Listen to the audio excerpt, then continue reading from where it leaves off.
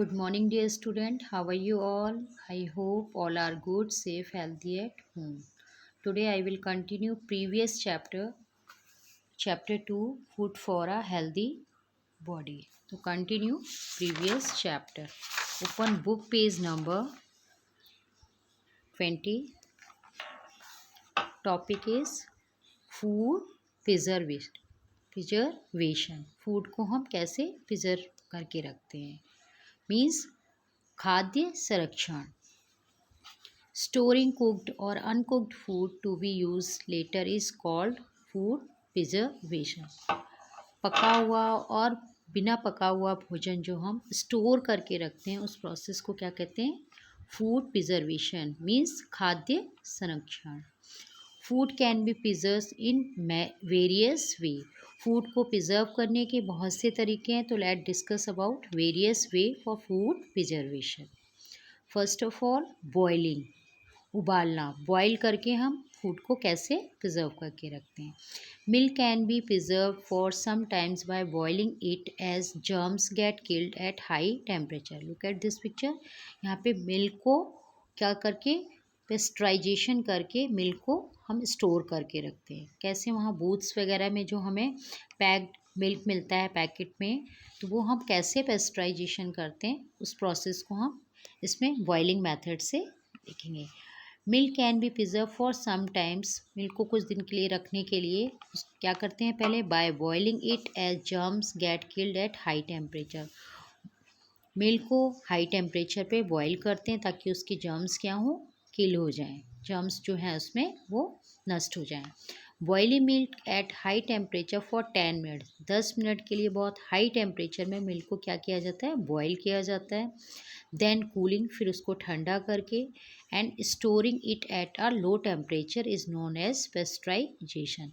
फिर उसको पहले 10 मिनट्स हाई टेम्परेचर पे दूध को क्या किया जाता है बॉईल किया जाता है उबाला जाता है. फिर उसको ठंडा करके फिर उसको स्टोर करने के लिए लो टेम्परेचर कम टेम्परेचर पे उसको स्टोर करके रखा जाता है. इस प्रोसेस को कहते हैं पेस्टराइजेशन मीन्स संग्रहित करना. We get pasteurized milk at Mother Dairy booths. जो बूथ्स वगैरह से हम दूध लेते हैं बेटा Mother Dairy milk Amul milk ये हम लेते हैं ना पैकिंग वाला दूध जो लेते हैं हम पैक्ड आते हैं ये क्या किया जाता है पेस्टराइजेशन किया जाता है ये मिल्क पहले. फिर वो हम बूथ से उसको कलेक्ट करते हैं. नेक्स्ट प्रिजर्वेशन का मेथड है फ्रीजिंग मीन्स जमाना. फ्रीज करके हम कैसे इस फूड को स्टोर करके रखते हैं. Germs can not grow at low temperature. कम टेम्परेचर पे जर्म्स क्या हैं ग्रो नहीं करते हैं. So we can also preserve food by keeping them in refrigerator at low temperature. सो जो फूड हमें प्रिजर्व करना होता है उसको हम रेफ्रिजरेटर फ्रिज में लो टेम्परेचर कम टेम्परेचर में उसको रखते हैं फ्रिज में ताकि वो हम उसको स्टोर करके रख सकें और आगे लॉन्ग टाइम तक के लिए हम उसको यूज़ कर सकें. नेक्स्ट प्रोसेस है फॉर प्रिजर्वेशन सॉल्टिंग मीन्स नमकीन. Salt act as a preservative. Pickles are prepared using this method. Salt क्या है एक ऑल्सो एक प्रिजर्वेटिव का काम करता है. नमक हमारा पिकल्स आर जो अचार वगैरह प्रिपेयर किए जाते हैं वो इसी मैथड से सॉल्टिंग मैथड से प्रिपेयर किए जाते हैं. नेक्स्ट है open book page number 21 sweetening. Next हमारा प्रिजर्वेशन का मेथड है sweetening. Sugar also act a preservative. चीनी जो है शक्कर जिसको हम बोलते हैं शुगर क्या है एक ऑल्सो जैसे हमारा सॉल्ट एक प्रिजर्वेटिव है ऐसे ही हमारा शुगर जो है वो एक प्रिजर्वेटिव का वर्क करता है. Jams and jellies are prepare by adding sugar. Jam और जेली में शुगर को ऐड किया जाता है और फिर उसको प्रिजर्व करके रखा जाता है. Look at this picture. Sweetening method से ऐसे जैम जेलीज को प्रिजर्व करके हम रखते हैं. नेक्स्ट है डिहाइड्रेटेड फूड. डिहाइड्रेटेड मीन्स निर्जलीकरण. ये प्रोसेस होता है डिहाइड्रेशन का जिससे फूड को प्रिजर्व करके रखते हैं. Germs can not grow without water. Germs क्या, बिना पानी के जर्म्स का है वहाँ ग्रो नहीं करते। So if we dehydrate the food, तो फूड को क्या है, डिहाइड्रेट करके completely and store it in sealed packed, it get preserve like peas corn etcetera are preserved this way. Preserve जो डिहाइड्रेशन मेथड है उसमें क्या होता है कि बिना पानी के जर्म्स क्या है, ग्रो नहीं करते वहाँ पर। तो जो भी फूड हमें प्रिजर्व ये डिहाइड्रेशन करना होता है, उस फूड को डिहाइड्रेट करके उसको सनलाइट में, धूप में सुखा के उस पे कि उसमें पानी बिल्कुल ना रहे, कम्प्लीटली उस फूड को डिहाइड्रेट करके फिर हम उसको सील्ड पैक्ड पैकेट्स में क्या करते हैं, उसको पैक्ड करते हैं। जैसे सील, लाइक ये look at this picture, dehydrated food दिख रहा है बच्चों आपको यहाँ पे, मटर और पीस मक्की यहाँ स्टोर करके रखी हुई है, तो उसको सील्ड पैक्ड बॉटल या कंटेनर्स में उसको प्रिजर्व करके रखते हैं। वो लॉन्ग टाइम तक हमारी वो चीज़ प्रिजर्व हो जाती है, डिहाइड्रेट होके वो लॉन्ग टाइम तक हम उसको यूज कर सकते हैं। नेक्स्ट है कैनिंग। कैनिंग मेथड है, तो germs can not grow without air also, और बिना एयर के, हवा के जर्म्स क्या है, ग्रो नहीं करते। So if we store food in air tight container, जिसमें हवा नहीं जाती, एयर टाइट कंटेनर जो होते हैं vacuum packed, it get preserve, उनमें क्या किया जाता है, प्रिजर्व किया जाता है सामान। लाइक रसगुल्ला, जो आप एयर टाइट कंटेनर्स में रसगुल्लाज आते हैं, वाइट वाले स्पंज जो आप खाते हैं बच्चे, pineapple pieces and capped in sugar, juices वगैरह जो आते हैं कैन, वो एयर टाइट कैन में आते हैं। जूसेस वगैरह हैं, रसगुल्ला, ये सब चीज़ें हम जो मार्केट से लेते हैं वो एयर टाइट कंटेनर में वो स्टोर करके प्रिजर्व करके रखे जाते हैं। Food should also be cooked properly, खाने को हमें क्या है, प्रॉपरली पकाना चाहिए, so that it does not lose it nutrient value, ताकि उसकी न्यूट्रिएंट वैल्यूज़ क्या है, कम ना हो, डिस्ट्रॉय ना हो। We should not wash cut vegetables, कटी हुई वेजिटेबल्स जो होती हैं, सब्जियां, हमें काट के वॉश नहीं करनी चाहिए। We should wash them before cutting, अगर हम कटी हुई we should wash them before cutting, because if we wash cut vegetables, some of the nutrient was washed away with water। अगर हम कटी हुई सब्जियों को वॉश करते हैं तो जो न्यूट्रिएंट्स वैल्यू उसमें होती हैं वो वाटर में क्या होती हैं, पानी में घुल जाती हैं, और न्यूट्रिएंट वैल्यू वो डिस्ट्रॉय हो जाती हैं। तो like we should not throw the water in which gram और pulses are soaked as it contain vitamins. इसी तरह हम जो चना है, दालें हैं, वो हम वॉश करने के बाद उस पानी को हमें क्या करना चाहिए, पानी को फेंकना नहीं चाहिए, क्योंकि पानी में क्या होते हैं, विटामिन्स होते हैं। वो अगर हम उसको हम थ्रो कर देते हैं, उस पानी को धोने के बाद, दाल है, चना है, वॉश करने के बाद हम फेंक देते हैं, तो उसमें क्या है, विटामिन्स भी वो भी थ्रो हो जाते हैं पानी के साथ, पानी में घुल के वो भी बाहर निकल जाते हैं vitamins.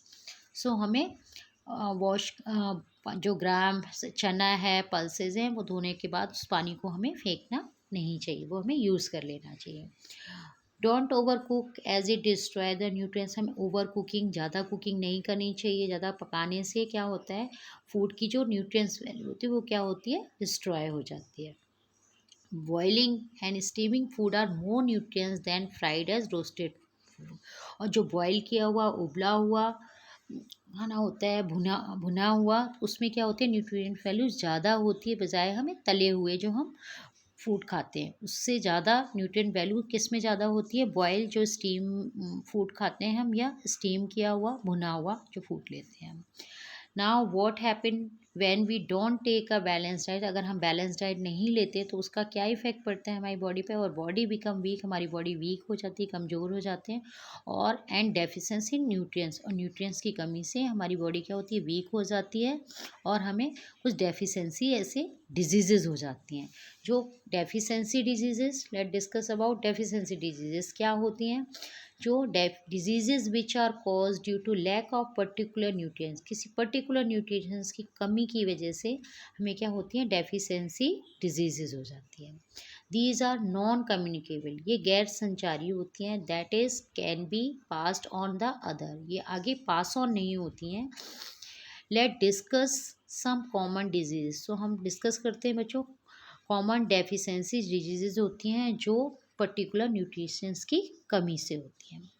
First of all mall nutritions means कुपोषण, ये एक डिजीज़ है डेफिशिएंसी डिजीज़ है माल न्यूट्रिशंस, जो किसकी कमी से होती है, lack of proteins and carbohydrate cause malnutritions in childrens, बच्चों में ये प्रोटीन और कार्बोहाइड्रेट की कमी से ये माल न्यूट्रिशंस की डिजीज़ हो जाती है, यानी कुपोषण की बीमारी होती है।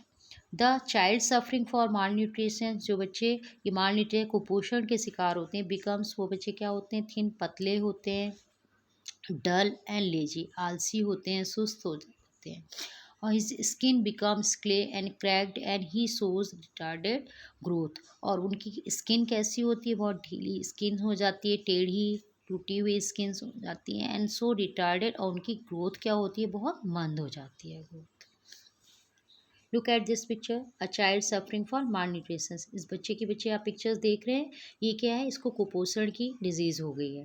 तो इस देखो कैसे पतला दुबला, और इसकी क्या डल है, बिल्कुल स्किन देखो इसकी बिल्कुल डल है, और ये लेजी सा बच्चा है, ये बहुत कमज़ोर जो है, ये कौन सी बीमारी से सफरिंग कर रहा है, माल न्यूट्रिशन मीन्स कुपोषण। To prevent malnutrition, children should be given protein-rich food like pulses, gram, soybean and milk. Mall nutrition से बच्चों को इस बीमारी से बचाने के लिए बच्चों को हमें क्या देना चाहिए, जहाँ protein rich food like pulses, जिसमें बहुत प्रोटीन होता है, लाइक कौन कौन से फूड्स हैं, जैसे दालें हैं, चना है, सोयाबीन है और मिल्क, इन बच्चों को हमें रिच क्वांटिटी में देना चाहिए, जो बच्चे माल न्यूट्रिशन एंड कुपोषण के शिकार होते हैं। Breast feeding by mother is an effective measure to the prevent mal, और माल न्यूट्रिशन यानी कुपोषण से बचाने के लिए सबसे बेस्ट जो तरीका है वो मदर का दूध है, यानी मदर फीड। बच्चों को ये इस माल न्यूट्रिशन कुपोषण से बचाने के लिए मदर फीड बहुत ज़रूरी है, माँ का दूध देना उनको बहुत ज़रूरी है। So that's all for today, see you in the next class, thank you, see you tomorrow.